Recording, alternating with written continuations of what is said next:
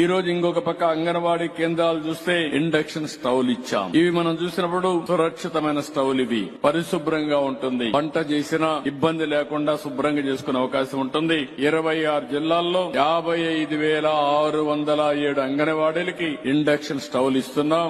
2 నెలల్లో 100% అన్ని అంగన్వాడీలకు ఇచ్చే బాధ్యత ప్రభుత్వం తీసుకుంటామని చెప్పి కూడా నేను మీకు తెలియజేస్తున్నా. దీనివల్ల చాలా వరకు సేఫ్టీ ఉంటుంది, సమయం ఆదా అవుతుంది, విద్యుత్ కూడా ఆదా అవుతుంది.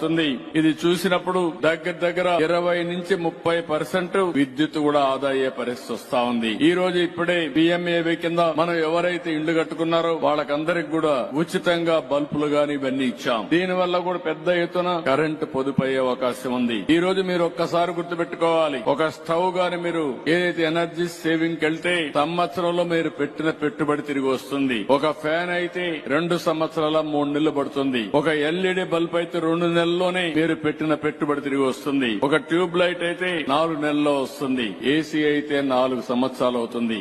అంటే దగ్గర అన్ని గాని కాంబినేషన్ లో మీరు పోతే 4 ఏళ్లలో మీరు పెట్టిన దానికి 20% పొదుపు చేసుకునే అవకాశం ఉంటుంది. అంటే దగ్గర ప్రతి ఒక్క ఇంటికి 20% కరెంట్ ఆదా చేసుకునే పరిస్థితి మీరు ఎనర్జీ సేవింగ్ డివైసెస్ పెడితే వస్తుంది.